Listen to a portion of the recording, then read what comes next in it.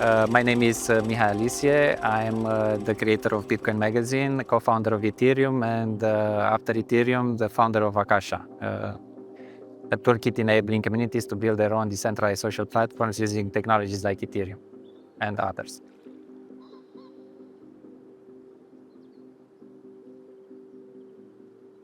I discovered Bitcoin for the first time in 2011, and it was quite a mind-blowing experience because in the beginning I was doubting how such a thing can exist and if it's for real.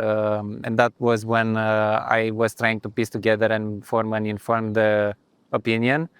And that made me aware of the lack of coherent source of information. Back then it was a blog post here and there or a post on the Bitcoin Talk forums. And of course, like if it was something mainstream media, it was about how bad this thing is and, you know, all about the fear surrounding dark markets and all the bad things you could do with it. And following this, one of the best or some of the best blog posts that I read were written by Vitalik Buterin. And I reached out to him after seeing this need and proposed the idea of what if we make something like Bitcoin Magazine as a coherent source of information from which also mainstream publications like, you know, Forbes and others could get in touch and, you know, get good information. And it was quite funny afterwards, you know, it happened. And we were seeing Forbes and other, you know, big mainstream media referring to Vitalik as Mr. Buterin said. They were like, oh, look at this guy. You know, he was just this kid writing from his bedroom at home. And that was quite an enlightening journey. And we were privileged to get this front seat, witnessing how everything unfolded. It was still the early days, and along the way, we also understood that Bitcoin, as great of an idea as it is, and you know, it opened the path to so many other ideas to emerge from this, like Namecoin and so many other use cases using this ledger, distributed ledger, as a foundation. And it also made us aware of the limitations and it kind of made us wonder what next, what will be the end game, so to say. And after Vitalik was invited to Spain, where we spent some time, this was like after 2 years already of working together online. We also met in real life. He made this road trip around Europe, and he interacted with a number of other projects, including Ripple, Mastercoin, and Colored Coins. And somewhere around November 2013, I remember how he sent me this email where, you know, hey, I've been working on something, please let me know what you think about it. And he sent me the earliest draft, or one of the earliest drafts of what was not yet named Ethereum. It was like the ultimate scripting language, blah, blah. So when I was reading and going through, it was the first time after Bitcoin when I had this like, this is huge, this is gonna be epic, it's gonna change everything. And it made me instantly want to, you know, be part and help in whatever way I can to make this cool idea a reality.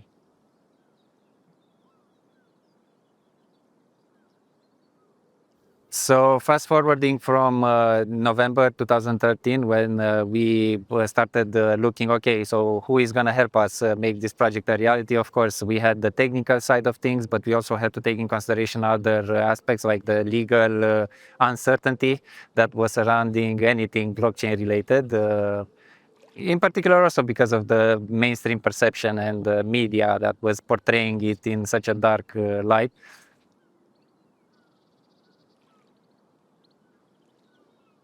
We were looking at a number of jurisdictions because many of the developers that were contributing to the earliest prototypes of Ethereum, the clients for Ethereum, were starting to wonder, is it okay if I contribute to this, or am I in any way gonna be liable or, you know, get in trouble for contributing to this? Exactly not what you want people to be focused on. You just focus on doing cool things there, not worry about that. Someone else will figure it out.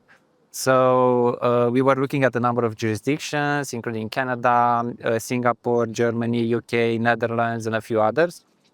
and Switzerland was one of them. And I was the one that volunteered. Okay, I'm gonna go to Switzerland and see what's there.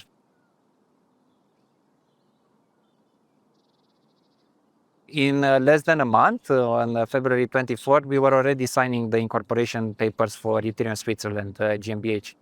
And Ethereum started with the GmbH because it had initially a lower incorporation fee. 20,000 CHF is quite a lot for a startup, especially in the earliest phases. We were always looking towards like how can we keep this open source and non-profit maybe in the future, which is why we reached the final form with Ethereum Foundation, incorporated on July 14.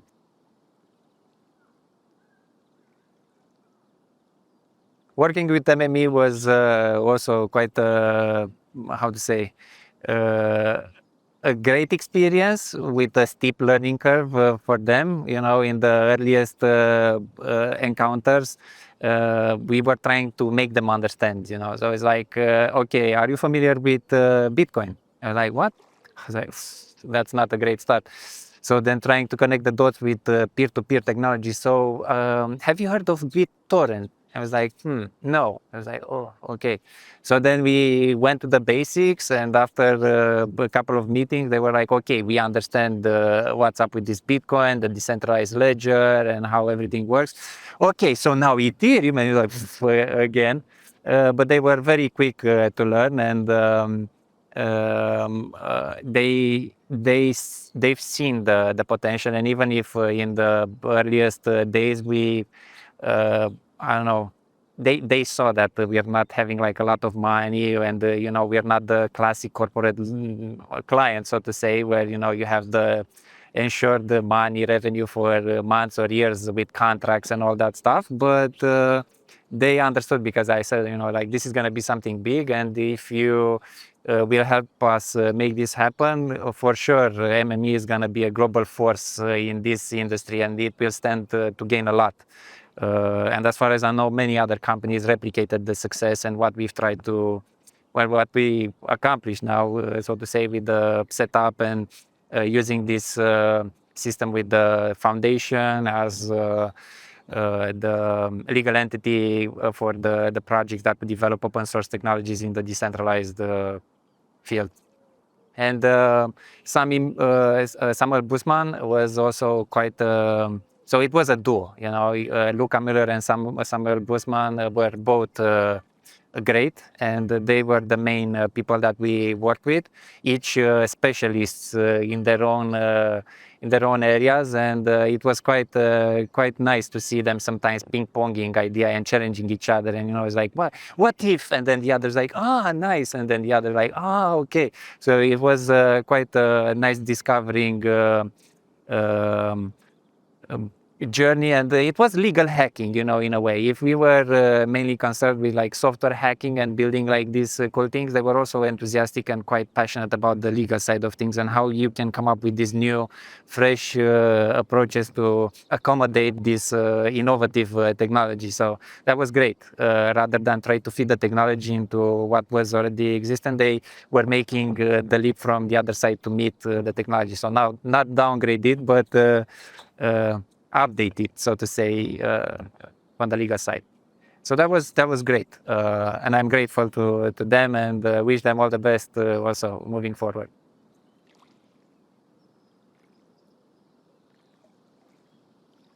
So after we landed in Switzerland, and we made the first steps towards having this legal entity that so to say, gave peace of mind to the developers and the contributors to the project. Now they were no longer worried if I get in trouble for making contributions to this project.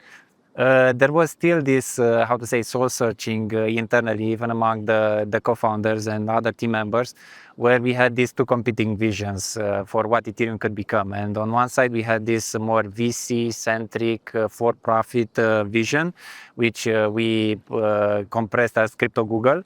And on the other side, we had this more non-profit vision, similar to Mozilla, Crypto Mozilla. You know, this would be kind of the two sides of the coin. That was like what should be Ethereum. And ultimately, myself and Vitalik were among the people that really stood up from the beginning with the idea of open source nonprofit all the way.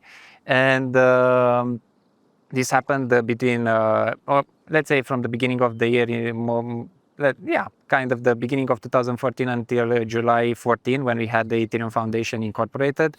And the vision that won was the open source nonprofit. And today, let's say, in many ways, Ethereum is that crypto Mozilla. You have the nonprofit, you have the open source technologies, and you have this safe zone similar to Linux in a way where you have all of these companies for profit and non-profit finding a credibly neutral platform on top of which they can build their projects without any, how to say, fear of any weird incentives that we would have had as Ethereum as a for-profit company to replicate or, do better their ideas on top of the Ethereum blockchain. So I think that was a pivotal and very important moment in the genesis of Ethereum and what it became today, the success we see today in terms of adoption and companies and banks building stuff on top of it.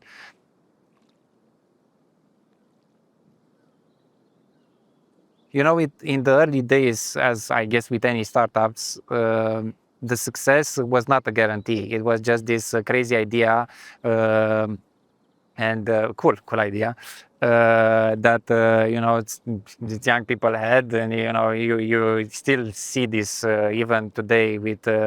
If you try to explain, what blockchain is and how it can work, and without decentralized entities and so on, you might still get a reaction here and there. It's like, that cannot work. Like they will not let you do that. And like, it works. It's like it has benefits also for the centralized players. And ultimately, if you think about it, efficiency can make even established players make sacrifices in terms of control, as long as they get this increased efficiency, improved profitability, and other very clear advantages in their spreadsheet. So I think we gradually are seeing that unfolding with many banks and established. I think Visa and MasterCard are also doing something and using like stable coins at this settlement layer. So or big sport clubs doing all kinds of like NFTs and tickets and merchandise. So I think we are still seeing the early signs of mainstream adoptions. We are not there yet, but it's coming soon.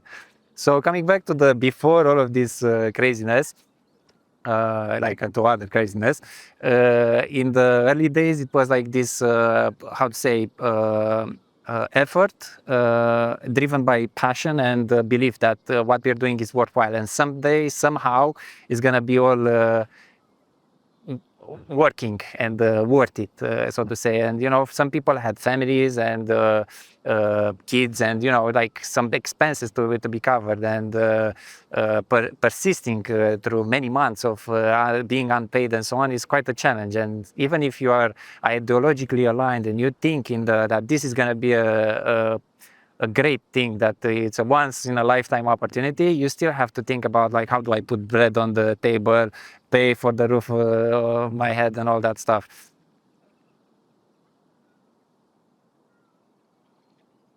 It was always about, let's get to the crowd sale. And this was also part of the journey with MME and the other firms, because we worked also internationally with some law firms trying to get an idea how is this going to be also internationally speaking. And it's hard to get like a solid answer. It's like, hey, will we get in jail for doing something like this? Probably not, or it's most likely not, or some kind of answer like this is like never. No, just calm down, man. It's all good. It's either everyone would like for solid answers like this, or will we get in trouble? And so when can we have this crowd sale? So it's like, well, we still have some work to do and some things to research. So maybe like in about 2 weeks.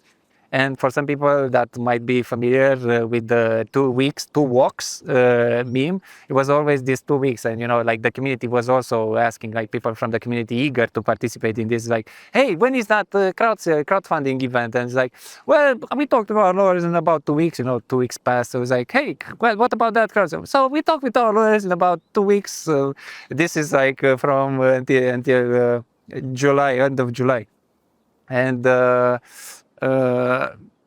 getting to that point where we had in parallel, we also had to take care of all these technical challenges and making sure that the bitcoins that we would raise would not be lost. It's like the biggest facepalm moment. Like, wow, the crowdfunding was a success, but we can't access the bitcoins. That would be like such a stupid fail story. So we've done a lot of research, and we had a number of consultants helping us, distribute like multi-sig keys, protocols. You do this, and then you have someone signing things from there, and they're geographically distributed. Anyway, it was quite a complex thing, and luckily we were not locked out of the funds, and we didn't have any hacks, all that, so good work. But it was a moment where so even if you are a believer in, so to say, in the success of the project you're working on, after months and where you spend time with people that are also believing in the success of the thing just as you do, you might start wondering if, like, are we in a bubble? So it's like, will other people also think the same like we do? This is like such a cool thing, and that they will be excited about it and so on.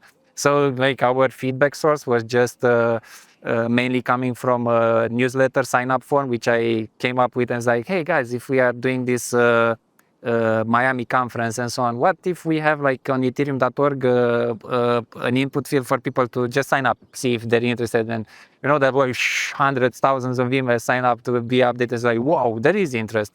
But are they real emails or bots? It's like then the second question after some time. And the other important big source of feedback was on Reddit, the subreddit for Ethereum, where we had lots of engagement back then, and Reddit was a different thing than it is today. So for the community of Ethereum, at least.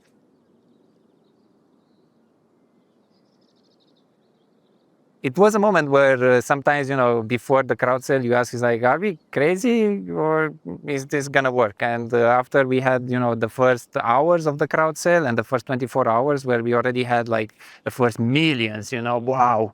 It was like, wow, we're not crazy, or we're not the only ones crazy. Things started to become, how to say, that was a confirmation, one of the biggest confirmation that we were onto something big. And as the days went by, and at the time it was the most successful crowdfunding campaign ever in like 42 days.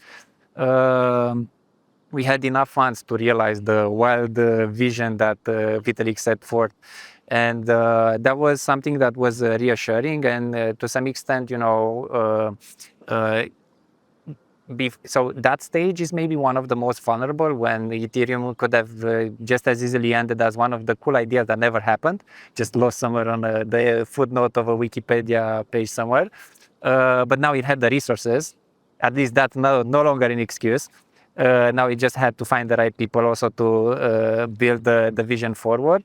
And about a year later, in July, end of July 2015, we had the genesis of the Ethereum blockchain. And that was the point where, so to say, the cat was out of the bag. And Ethereum has this crazy idea of a permissionless blockchain, credibly neutral, where anyone from everywhere can build their own application, unstoppable applications, was out there in the world. And yeah, it's still hard to believe at times, that's been 10 years since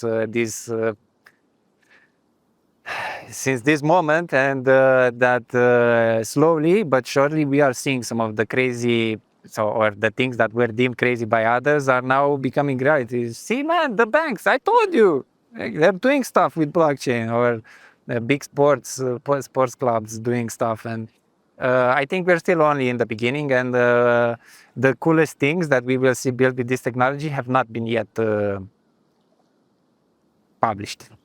So, still exciting times, still early for anyone that's interested in doing stuff in this industry.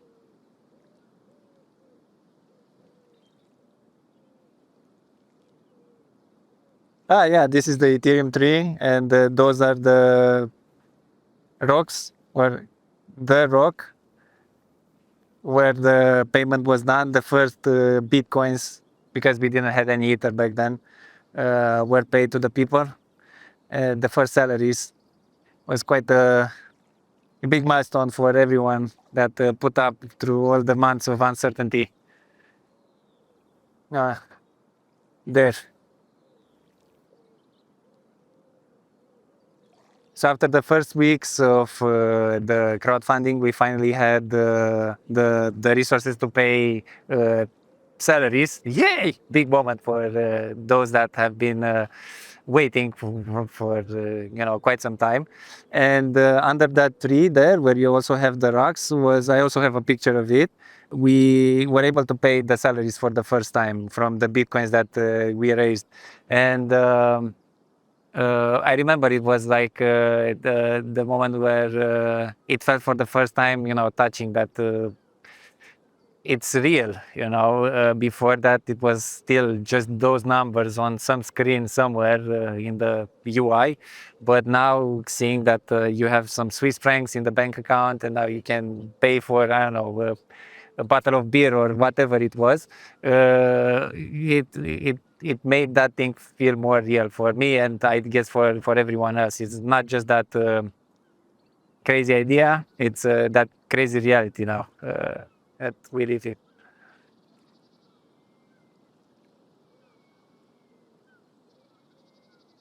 Yeah, true. So especially when it comes to Ethereum early days, the genesis in end of July 2015 was like the point where, in practice, not in theory, Ethereum left that most vulnerable phase where just because, internal fighting, conflicts, and in some cases, egos of people. And people, what's the hardest thing about technology? And it's like not the technology, sometimes it's the people, getting people to get along. And it's sometimes like a janitor's work is like, come on, guys, why are we doing this? It's like, it's going to be okay. Think about the bigger picture here. So after we got past that point, and everything being open source and all this, I think for Ethereum it was let's say its existence guaranteed to some extent, because already out there, even if the bus factor increased by a billion or billions, even if something happens to me, Vitalik, or the Ethereum Foundation, the project is still out there. It can be maintained by other contributors and all of that, or the projects themselves that are building on top of the platform. So from that respect, I would say yes, that is something to be proud of.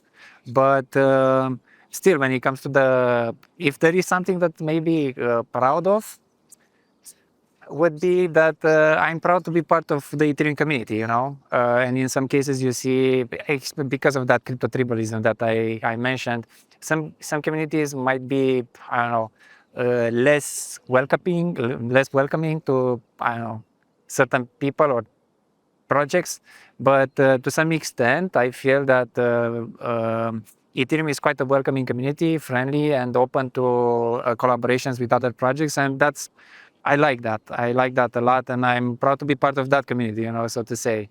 And happy to have been putting my shoulder there on making that happen, or making it possible, so to say, because ultimately the people themselves that form the community and so on have been attracted by the technology, but stayed for the people that were part of the community building on the technology. So I think that's a key there in the bigger picture on the success of Ethereum as a project and as a community building a technology.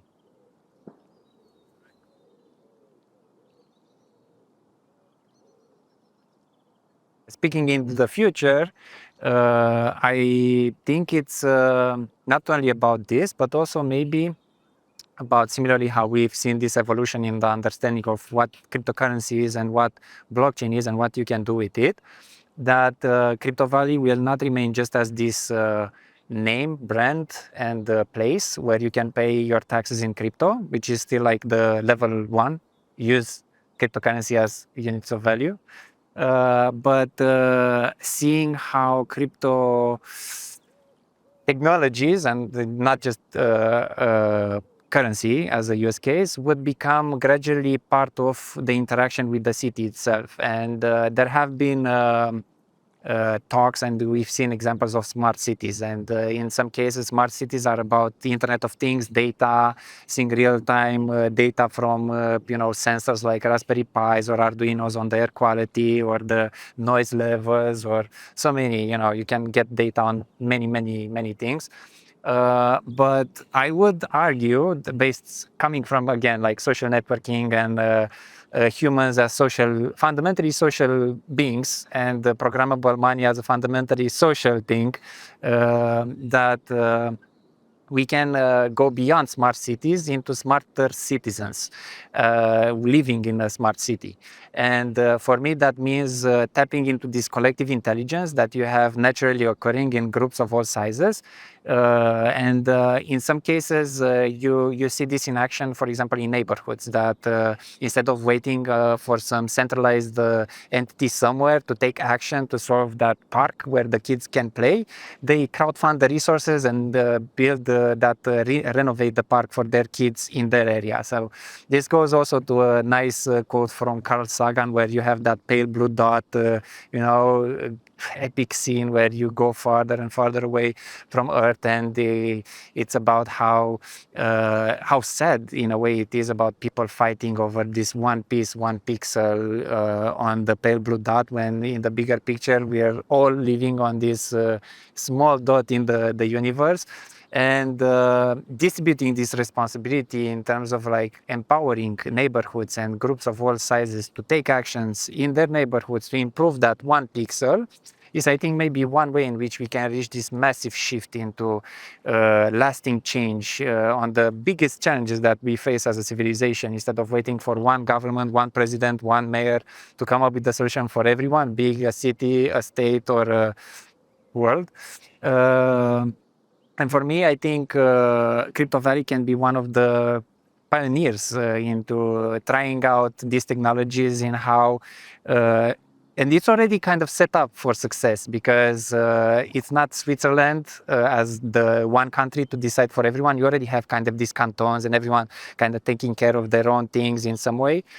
So the next thing would be the decentralization to the next level, where, if you think about it, it's going to be bringing a lot more value to the cantons and the overall, so to say, federation, because it will free up all the resources that are usually needed to analyze and do this, and it would maybe make it easier to support through various grants and initiatives, various objectives that it wants to see solved within communities, cities, or cantons. And other things like voting, and you have like this direct democracy, which is super cool, again, thinking in terms of like democracy in general, and how delegative democracy is not always the best choice, because politicians tend to promise, the moon and the sky, and after they're there for 4 years, they pretend that, who said that? But in here, you have a bit more power as citizens, and I think that would also be something that goes really well with the mindset of decentralization of power and empowerment of the citizens as individuals, part of a community, to move from just ideas and discussions into action through mobilization of resources and people that want to see that happen in their neighborhood or city. So I would say, Crypto Valley in the bigger picture, and maybe, who knows, even Crypto Nation, as a name by Willy Mauler, could be something super interesting to see evolving, moving forward, as it is the home already of all these projects, of all these brilliant people with all their core projects. And in terms of efficiency, again, and all of this, rapidity to response and resilience of all these systems, it's, I think, the next thing that we can hope for in terms of resilience, openness, transparency, and empowerment for individuals as part of a direct democracy in the most decentralized country on Earth, or one of the most decentralized countries on Earth.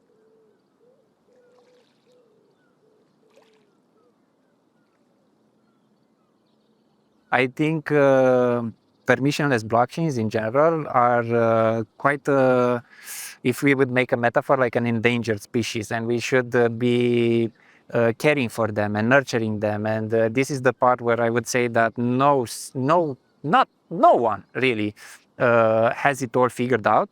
It's all still a big experiment for everyone, every company, every project. It's maybe one of the biggest experiments that we had since the internet, and believing otherwise is a dangerous path because there are still many unknowns, many things to be figured out, from scalability to privacy and so many other things.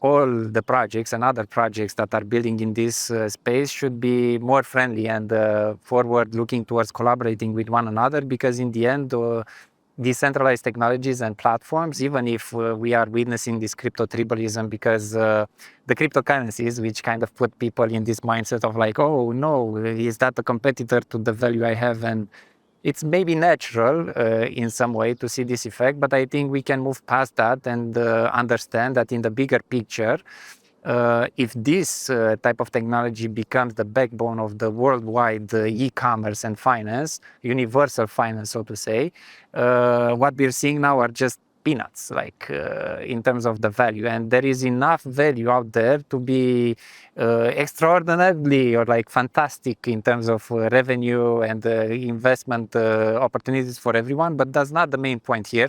I still think that the bigger picture would be to understand that in this decentralized technology space and blockchain, cryptocurrency in general, we are more like well, maybe family is not the right word here, because you kind of have like this, who's the father, who's the mother, but more like a union of some sort, so to say. And what does this union stand against, or why does it exist, is to challenge these centralized financial structures, which have been persistent for decades and centuries in some cases, proposing that alternative to people.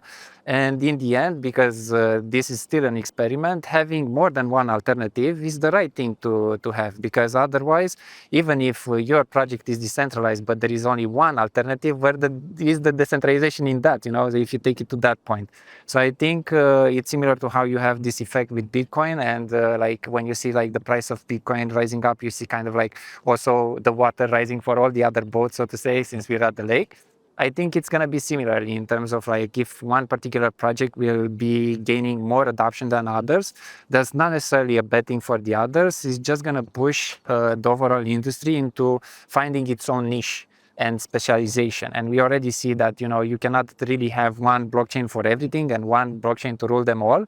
But most likely in the future, we would have this use case driven innovation, where you would clearly have some advantages from using one platform over another, or some definitely clearer advantages when it comes to using one blockchain or another.